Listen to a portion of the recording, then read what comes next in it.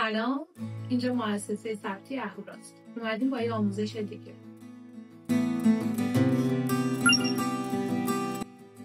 آموزش امروزمون در خصوص امضای الکترونیک در سامانه کاتب.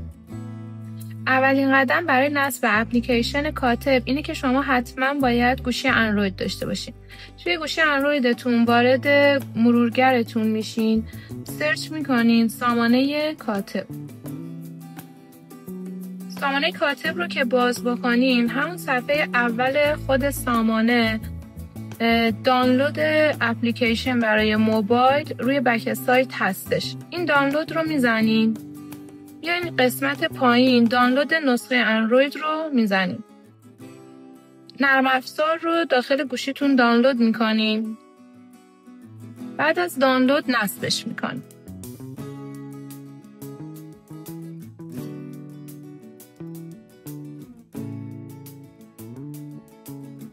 زمانی که این نرم افزار رو نصب میکنین، اطلاعات هویتی خودتون رو باید وارد بکنین.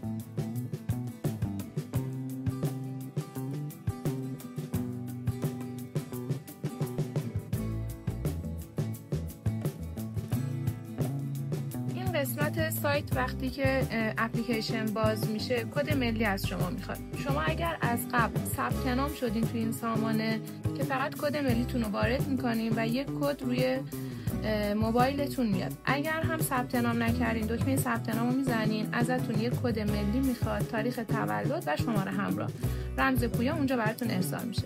حالا من از قبل ثبت نام کردم، پس کد ملی رو وارد میکنم. یک کد رمز پویا برای من پیامک میشه. اونو وارد میکنم.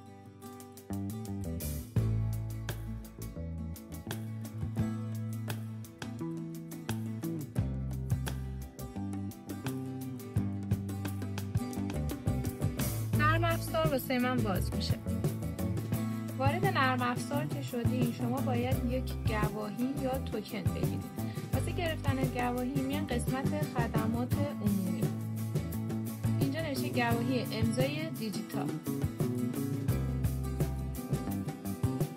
درخواست گواهی امضای دیجیتال اطلاعات شما رو میاره. اگر درسته تایید میزنین و میرین گام بعد.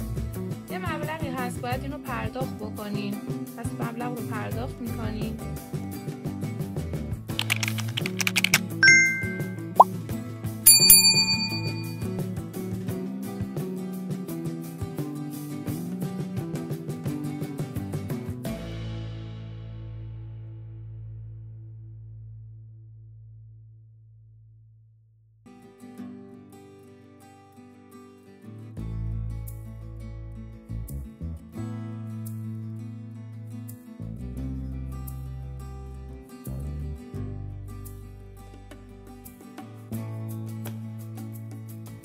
بعد از پرداخت این مبلغ تکمیل خرید رو میزنین. دوباره وارد نرم افزار کد کاتب میشین.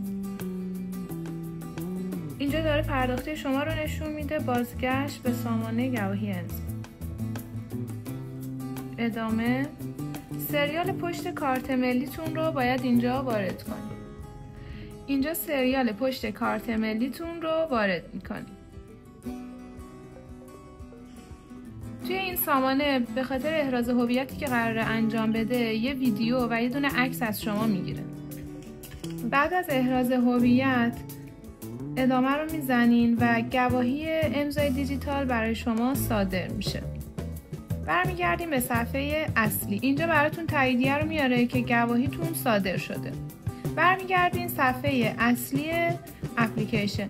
شما وقتی اینجا وارد شدین و توکن رو گرفتین، قسمتی که واسه امضا قرار داره توی قسمت کارتابل امضاست. کارتابل امضا رو که بزنین، سندهاتون رو راحت با اون توکنی که گرفتین میتونین امضا بزنین. مرسی که تا آخر ویدیو همراهمون بودین. واسه دیدن آموزش‌های بیشتر ما رو دنبال کنید. لایک و سابسکرایب